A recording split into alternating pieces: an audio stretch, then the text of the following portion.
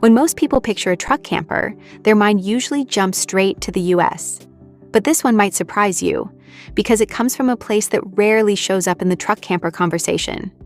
We're heading over to England for this one, and the camper is called the GT143. The GT143 is built by Wild Camper out of Omagh in the UK, and even though their Facebook page only popped up in 2024, they've clearly been busy. Wild has been rolling out rugged, affordable camping gear for the British market, and judging by the attention they're getting, their reach is already stretching beyond home turf. If you browse their website, you'll see a mix of campers, RVs, and rooftop tents, but the GT143 stands alone as their only truck camper, and honestly, it's the one that really grabs attention. That makes sense because while the UK and Europe are packed with motorhomes and travel trailers, truck campers are still pretty rare over there.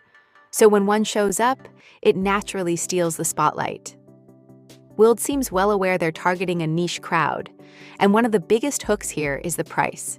The GT143 starts at £14,000, which comes out to around $18,800, and that's a pretty appealing number no matter where you're watching from. Now, if you know anything about the weather in the UK and Ireland, you know rain and humidity are basically part of daily life. The GT143 is a pop-top camper, so that canvas roof has to do some serious work. Wildy doesn't go into exact waterproof ratings, but given the climate they're building for, it's safe to assume keeping water out was a top priority. If they want to stick around in this market, that canvas has to be rock solid. Wild positions the GT143 as a camper for couples or solo travelers, but it can squeeze in a third person, usually a child, so a small family could definitely make this work. Sleeping is handled with a cab-over bed that cleverly extends using the dinette, which suggests a kid could join two adults up top.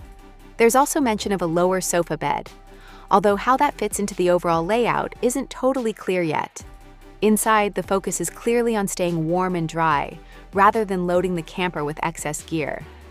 Thermal insulation and blankets are part of the package, which is a big deal when you're camping in unpredictable weather.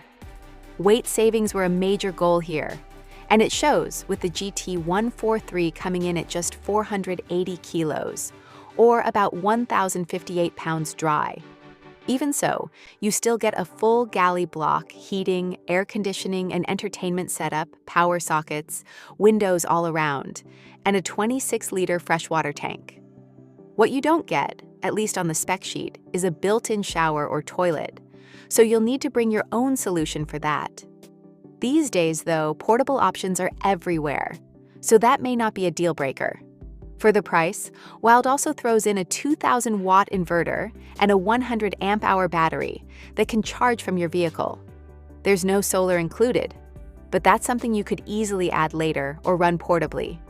The camper itself is built around an aluminum frame, with aluminum composite panels on the outside and up to 2 millimeters of fiberglass reinforced plastic on the inside. That combo helps fight moisture and keeps the weight impressively low, which explains why it looks perfectly at home on the back of a Toyota Hilux, with even a bit of room left near the tailgate. One thing I really like is how the GT143 encourages you to use the space around the truck.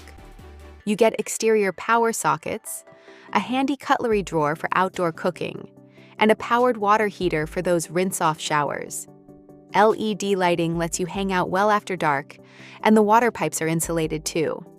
I didn't spot an awning in the setup, but depending on how you camp, that may or may not matter.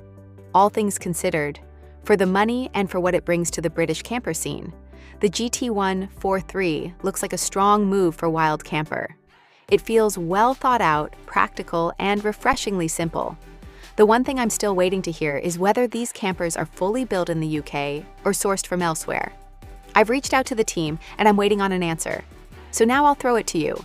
What do you think of the GT143?